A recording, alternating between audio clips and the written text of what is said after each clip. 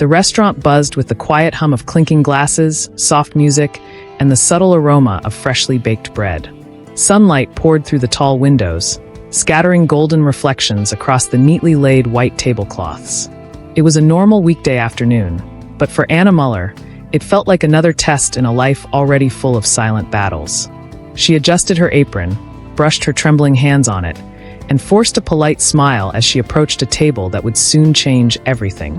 Not just for her, but for everyone who witnessed what was about to unfold.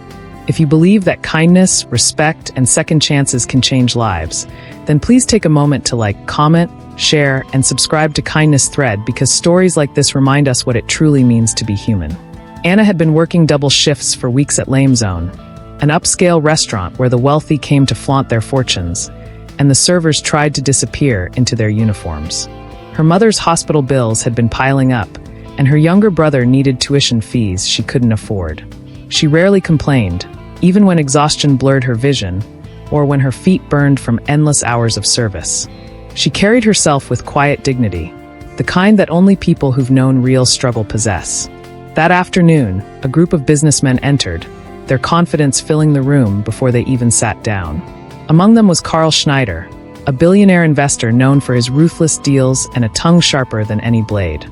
His presence drew whispers from nearby tables. Power has a way of making others small. He wore a perfect smile, but it didn't reach his eyes. He enjoyed being noticed, admired, even feared. Anna noticed him too, but only because it was her job to serve him. As she approached the table, carrying their drinks with steady hands, she could feel their eyes on her, the kind of stares that measured a person's worth by their uniform.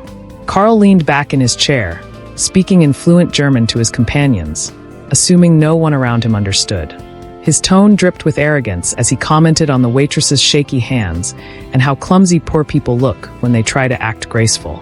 Laughter erupted around the table. The sound stabbed through the air like a cruel echo. Anna froze for a second, her heart pounding. She understood every word. After all, she wasn't just a waitress. She was a former language student who once dreamed of becoming a translator. But dreams don't always survive reality.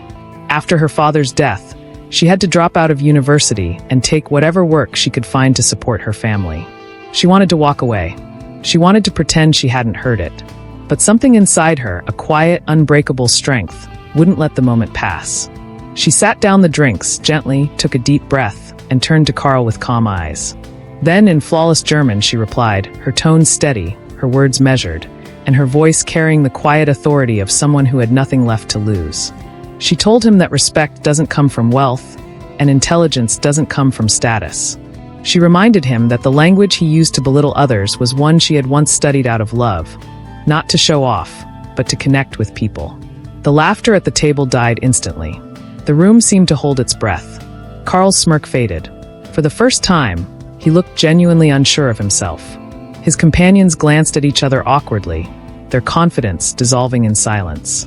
Anna didn't raise her voice or seek pity. She simply stood her ground with quiet dignity. Then she walked away, leaving a stunned billionaire staring at his reflection in the wine glass. For the rest of the meal, Carl said very little. The men who once laughed with him now avoided eye contact, their earlier arrogance replaced by unease. Something in Anna's words had struck deeper than she intended. Later, when he asked for the bill, he requested to speak with the manager. Everyone assumed he would complain, perhaps even demand she be fired. Anna's heart sank as the manager called her over. She braced herself for humiliation, the familiar ache of being punished for speaking the truth. But instead, Carl stood up. His face was different now, no longer smug, but strangely human. He apologized, first in German, then in English. The restaurant went silent again, shocked at the sight of a billionaire apologizing to a waitress. He admitted that he had judged her, that he had forgotten what respect truly meant. Then he left a large tip, not out of guilt but gratitude, and walked away quietly, his entourage following behind. Anna didn't cry, though she wanted to. She simply exhaled, her heart trembling with relief. She had stood up for herself and for every person who had ever been made to feel small. A few weeks later, life went on as usual. But then one morning, the restaurant received a letter addressed to Anna. It was from Carl Schneider. Inside, he wrote that their encounter had made him rethink his behavior and his company's culture. He shared that he had grown up poor himself, something he had buried under layers of ego and success. He confessed that he had lost touch with humility and empathy, two things that had once guided his journey. He told Anna that her courage had reminded him of the kind of person he used to be before wealth consumed him. Enclosed with the letter was a scholarship form and a sponsorship offer. Carl had set up a fund in her name to help underprivileged students continue their education. He wanted her to be the first recipient. Anna couldn't believe it. Tears filled her eyes as she realized that a few honest words had not only defended her dignity, but also reignited humanity in someone else's heart. She accepted the scholarship, resumed her studies, and eventually became a professional translator, the dream she had once given up. Years later, she would be invited as a guest speaker at a university event about resilience and kindness. As she stood on stage looking out at the students' faces, she remembered that afternoon sunlight, that restaurant, and that cruel laughter that turned into silence. She told them that kindness is not weakness. It's strength disguised as gentleness, and that sometimes standing up with grace can change even the hardest of hearts.